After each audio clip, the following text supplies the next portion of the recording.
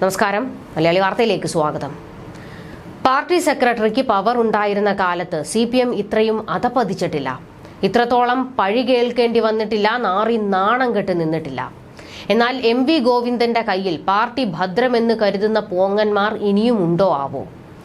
വെറുതെ party secretary കസേരയിൽ ഇരിക്കുന്നു എന്നതല്ലാതെ ഗോവിന്ദന് വലിയ റോളില്ല. ആകെ ഒരു റോൾ ഉള്ളത് തായ്ക്കണ്ടിയിൽ തറവാടിന് വേണ്ടി കിടന്ന് മെഴുകുക എന്നതും മുഖ്യന്റെ മരുമകൻ മന്ത്രിക്ക് വേണ്ടി പണിയെടുക്കുക എന്നതും മാത്രമാണ്. ഇത് ഗോവിന്ദൻ ചോദിച്ചു മേടിച്ചതാണ്. കാരണം പിണറായിയെ പോലെ പലരെയും ചവിട്ടി താഴ്ത്തിയും ചതിച്ചുമാണ് പാർട്ടി സെക്രട്ടറി കസേര MV ഗോവിന്ദൻ പിടിച്ചത്.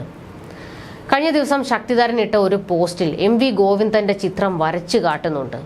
അതിങ്ങനെയാണ്: മാർക്സിസ്റ്റ് സൈദ്ധാന്തിക ലേഖനങ്ങൾ നമ്മെ പഠിപ്പിക്കുന്നത് CPMന്റെ പരാധീനതയാണ് MV ഗോവിന്ദൻ എന്നാണ്. കോടിയേരി ബാലകൃഷ്ണന്റെ പിൻഗാമിയായി എത്തിയ MV ഗോവിന്ദന്റെ കെട്ടകാലത്തിന്റെ വേഷപ്രച്ഛന്നതയാണ് അതിൽ ഒളിഞ്ഞിരിക്കുന്നത്. അതിനുള്ളിൽ മണിച്ചനാകാം, വിജയ് പിള്ളയാകാം, ഗോവിന്ദച്ചാമിയാകാം, അതിനേക്കാളും വലിയ ധൂമകേതു ഉണ്ടെങ്കിൽ അതാകാം. എല്ലാം ചീഞ്ഞു നാറി വീഴുന്നത് MV ഗോവിന്ദന്റെ മടിത്തട്ടിലാണ്. പാർട്ടിയിൽ EMS നേതൃത്വം കൊടുത്ത ഔദ്യോഗിക ലൈനിനെതിരെ വിയോജന കുറിപ്പെഴുതി ബദൽ രേഖയ്ക്കൊപ്പം നിന്നതിനാണ് MV ഗോവിന്ദൻ ഒരു കാലത്ത് പാർട്ടിയിൽ ഒന്നുമല്ലാതായത്. അതൊക്കെ കേരളത്തിലെ കമ്മ്യൂണിസ്റ്റുകാർ മറന്നോ? അന്ന് ഗോവിന്ദനെ പാർട്ടിയിൽ നിന്ന് കൊഴിഞ്ഞു പോകാതെ നിലനിർത്താൻ സഹായിച്ചത് EP ജയരാജനാണ്. ആ ഗോവിന്ദനാണ് ഇപ്പോൾ പിണറായി വിജയന് വേണ്ടി ദല്ലാള് പണി മാത്രം നടത്തി പാർട്ടിയെ രക്ഷിച്ചു കളയാമെന്ന് സ്വപ്നം കാണുന്നത്. തലയിൽ അത്ര രാഷ്ട്രീയമേ ഉള്ളൂ.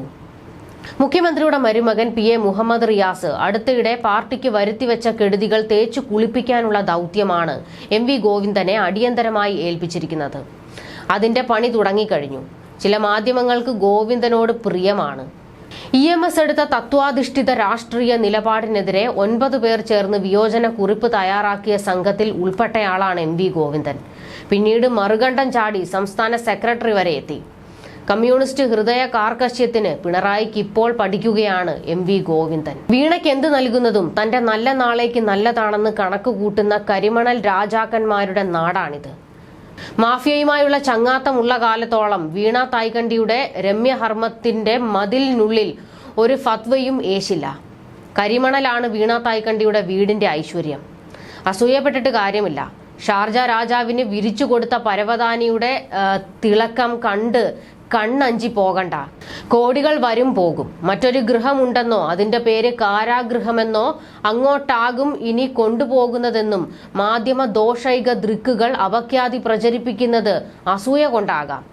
വീണ തായ്ക്കണ്ടിയിൽ അതിദരിദ്രനായാലും പക എന്ന 2 അക്ഷരം നിഘണ്ടുവിൽ ഉണ്ടാകണം.